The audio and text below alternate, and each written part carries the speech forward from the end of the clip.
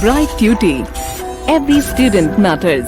Complete cardiac cycle means the inflow and the outflow of the blood from a heart during one heartbeat. The deoxygenated blood.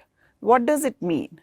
Now, you have understood in respiration chapter that oxygen enters the blood and it is supplied to all the cells of the body. Once the oxygen is given to the cells, the blood contains less amount of oxygen. Such a blood is called deoxygenated blood. It contains less amount of oxygen and more amount of carbon dioxide. So the right side of the heart contains deoxygenated blood. This deoxygenated blood is carried from the two main veins, that is superior vena cava and inferior vena cava. It enters the right auricle. Now this right auricle then is filled up with this deoxygenated blood.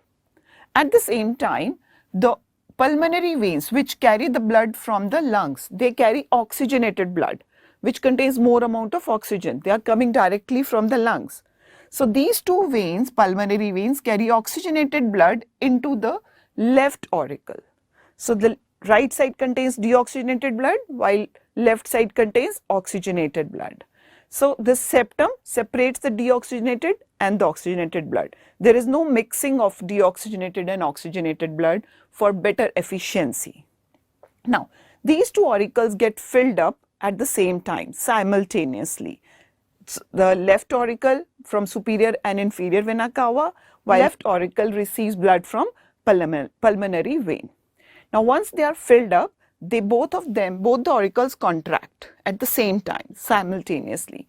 As they contract, the blood enters into the ventricles. Deoxygenated blood enters into the right ventricle, while oxygenated blood enters into the left ventricle. This is known as auricle systole. When they contract, this is known as auricle systole. Now, the backward flow is not possible because of these valves, as I told you. Now, the ventricles are now filled up with the blood. The next step, the ventricles will contract. Once auricle contract, ventricles are filled up, the ventricles will contract. What happens then?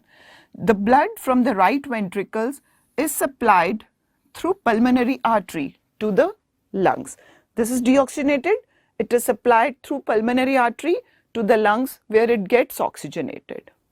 At the same time, the oxygenated blood from the left ventricle is supplied from aorta, which is the main artery, to rest of the body. It then later branches into smaller branches to supply the oxygenated blood to all parts of the body. So, first is the auricle systole where the auricles contract. Then the ventricle systole where the ventricles contract. Then the blood is supplied to different organs. Then both the auricles and the ventricles, they relax simultaneously. This is called diastole. Relaxation is called diastole. So complete this one cycle, auricle systole, ventricle systole, and then simultaneous diastole. This is called one complete cardiac cycle. I hope this is clear to you. Let us understand some terms related to this functioning of the heart. First is heartbeat.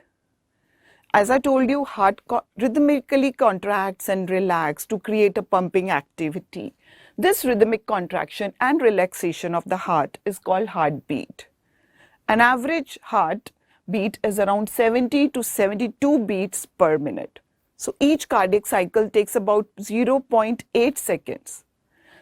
It might increase a little bit up to 80 beats per minute during exercise, during excitement, during fear. You can hear the heartbeat by using an instrument called stethoscope. You must have seen in the doctor's clinic. And the sound which we hear of the heartbeat is called lub-dub. The contraction is lub while the relaxation is dub. So lub-dub is the sound which we hear for a heartbeat. Next term is the pulse.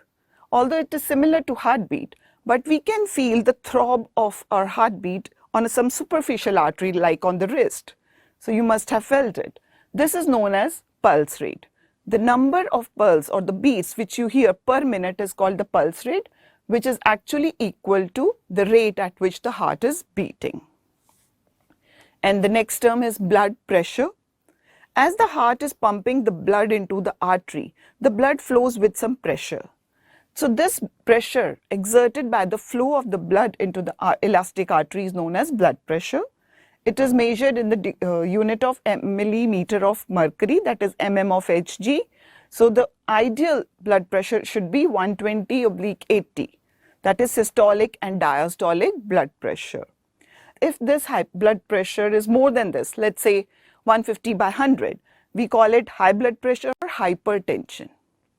While on the other hand, if the value decreases, let's say 100/60, it is called low blood pressure or hypotension.